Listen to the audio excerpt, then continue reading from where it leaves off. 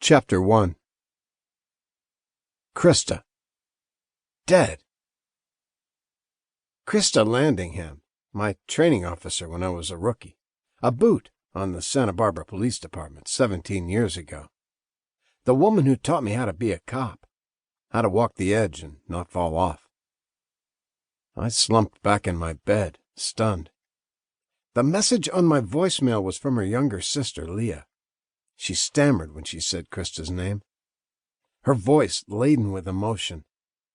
She gave no explanation of how Krista died, just that the funeral was tomorrow at Trinity Episcopal Church in Santa Barbara at 3 p.m. And she died on the job? An accident? From a long-standing illness? I didn't know, because I hadn't talked to Krista in 13 years. I had thought about Krista every so often, but never tried to contact her. She was in the past. She was Santa Barbara, and I didn't want to go back there in my body or my mind. Ever. I wanted to find out how she died, but didn't want to call her sister. She'd sounded crushed on the voicemail message. I didn't want to make her relive today what she'd have to relive tomorrow at the funeral. And forever. The short window until the funeral didn't give me much time to think things over. The drive from San Diego to Santa Barbara took about 3.5 hours, plus or minus, depending on the traffic and what time I left. I had a process server gig the next morning. If I got it done by 10 a.m., I could make the funeral with time to spare. If I decided to go.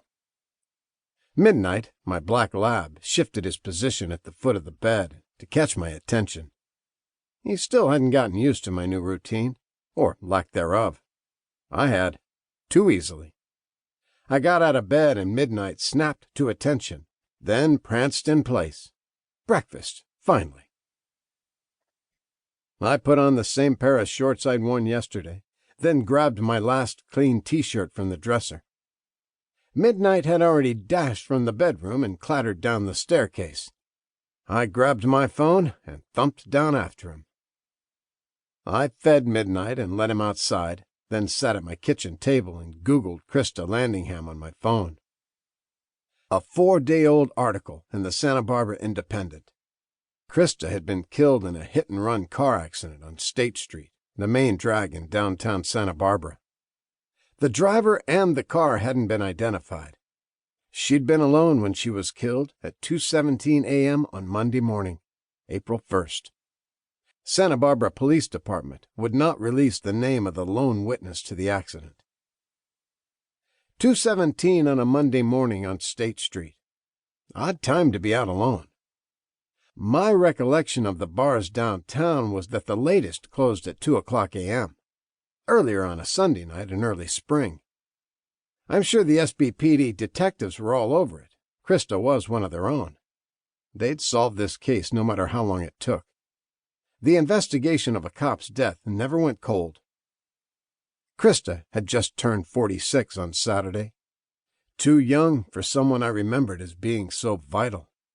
Her mom, dad, brother, and sister were listed as surviving family, along with Tom Weaver, her ex-husband. Ex?